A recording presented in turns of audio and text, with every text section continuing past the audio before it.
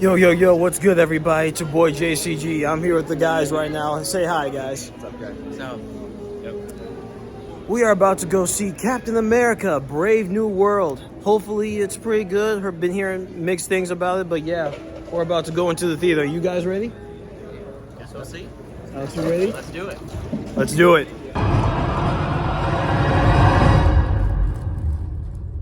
Okay, guys, so we just got out of the film, and, I'm going to give my opinion on it later, but hey, guys, what'd you think? It was pretty good. It's alright. Yeah. Compared to some of the other entertainments. Yeah, it was pretty mid experience, but yeah, I'll explain more back at my house.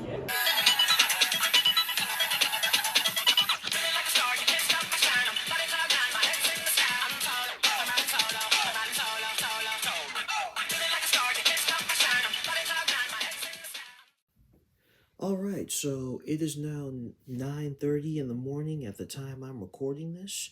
I saw Captain America: Brave New World last night, and it was all right. Definitely not a disaster like most people on YouTube thought it was going to be, but I wouldn't say it was great either. Let me explain. The film is shorter than you would think. Like, it only clocks in about maybe a little bit over an hour and a little bit over an hour and a half, I should say. And the movie will be over before you even know it, so it's not like it's going to be a long flick.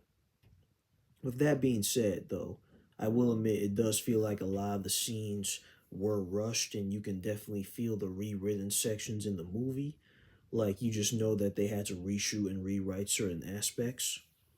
But there were still some decent moments. The action, not all of it, but some of it was fine. The intro sequence with Sam going in and fighting Serpent, that was all right. And the fight against Red Hulk, while short, it was pretty interesting. Although we knew it wouldn't last long because Sam, sorry, Anthony Mackie, but Sam Wilson just isn't strong enough to fight a beast like Red Hulk, even with his vibranium-made wings on his suit. But let's talk real quick about the characters. Anthony Mackie as Sam Wilson, he's definitely proving himself more and more to be a leader. I definitely feel that he's stepping up to take on a more leadership role in the future Avengers movie. You can definitely see why Steve Rogers chose him to take the shield. Joaquin Torres as the new Falcon, he's a fun character, definitely. He's a bit more laid back than Sam, but he's a good character and he has a good heart and he's very likable. Harrison Ford as Thaddeus Thunderbolt Ross, aka Red Hulk. Sometimes it's weird seeing a different actor play a character who's been in these movies for so long. Some of us still aren't over William Hurt passing. He was the original actor for Ross. But, Harrison Ford did all right. He wasn't great as the character, but he did well with what he had to work with. Um, there's also Isaiah Bradley. He was okay. He was played by Carl Lumbly. And Giancarlo Esposito as, what was his name? Sidewinder. He was the leader of Serpent, and don't expect much of him in this movie. He's only in like a few scenes. There's this one action sequence with Sam that he does have though that I really enjoyed. That was probably one of my favorite moments in my favorite action scene in the film. Definitely better than a lot of fights when Sam is in the suit, if I'm being real with you. Now let's move on to the negatives. Honestly, like I already mentioned, this movie just feels rushed. That explains why this movie isn't longer than you would think, because I do feel as if they quickly had to redo and patch this film together, because we all know that this movie had a lot of issues going into it, production troubles, constant reshoots and delays. It felt like there was a lot of things going against it. This movie was just in, like, I would say, development hell for a while. Maybe not as much as Blade. We all know how much of a mess the Blade movie is, but this film, it just felt like it wasn't shaping up to be great. Also, we talked about Sam being the leader, but we need to mention the main villain of this film, the leader, Samuel Stearns. And he was just mid. If I'm being real, he was just all right. Not one of Marvel's strongest villains. Also, don't go in expecting comic accurate design for him. Like there was like I've seen pictures of merchandise for this movie where they made the leader look more like his comic version, but no, no, this he looks nothing like he does in the comics. He looks way worse. And as I already mentioned, the Red Hulk fight at the end was pretty short. Not that I expected an insanely long fight anyway, but after the battle is over, we get more personal scenes with the characters, and then the movie just ends. Like not even another major sequence. The film just concludes. Like everything is wrapped up. Thaddeus Ross is beaten. I'm not gonna go into major spoilers, by the way, but Thaddeus Ross loses, and we get a little bit more exposition and stuff, and yeah, the movie just it just ends after that. It just concludes. And I'm gonna say this right now: don't go into the don't go in expecting a great post credit scene. The post credit scene isn't anything special, so you might as well not even bother staying till the end. You really are missing much. At the end of the day, when you really think about this movie, it really is less of a Captain America movie and more of a sequel to The Incredible Hulk from 2008. Really, it is. That's what a lot of people have said, and I agree with them on that.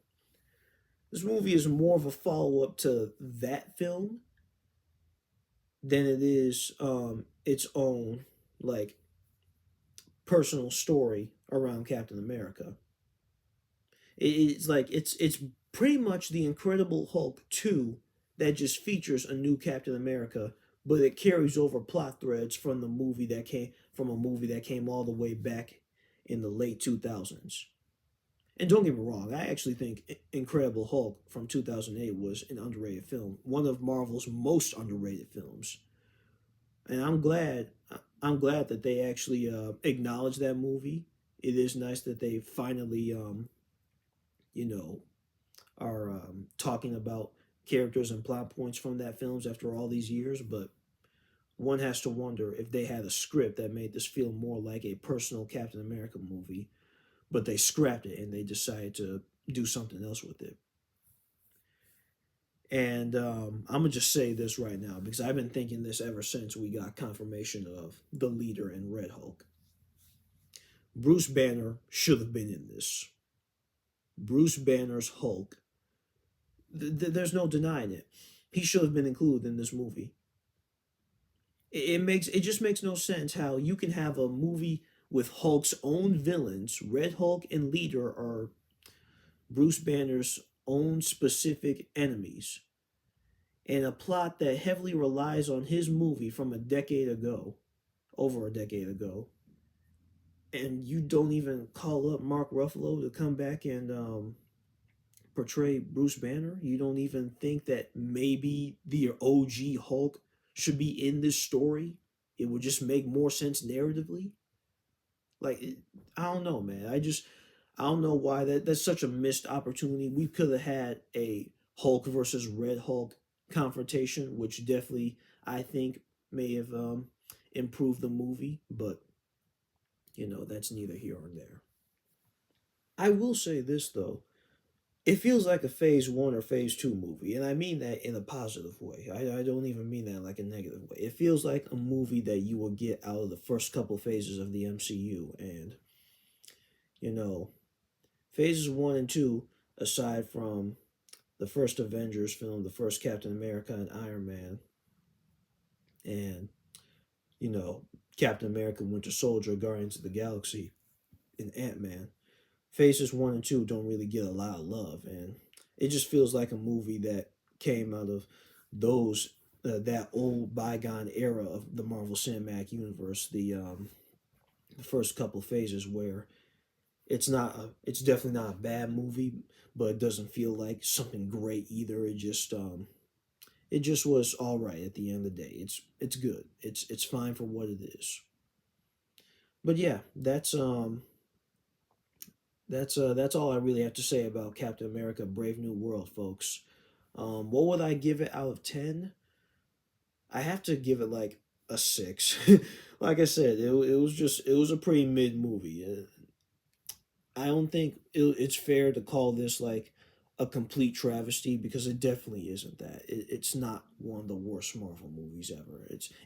It's the weakest Captain America movie. Like there's no doubt about that. This is definitely the weakest Captain America film out of the four that we now have. But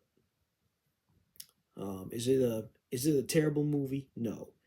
Is it a bad MCU movie? I'll let you decide on that for yourself. But for me, I just think it was just okay. Like I said, the post credit scene is nothing special. If you want to go to the theaters and see it, do so. I think it is a good time, and me and the guys did have a good time last night. So yeah, that's all I had to. That's all I really have to say for this review. Thank you guys so much for watching. Tell me what you thought of Captain America: Brave New World in the comments down below, and give this video a like. Subscribe for even more movie reviews like this one, and I will see you guys later. Until then, God bless. I am out. Deuces.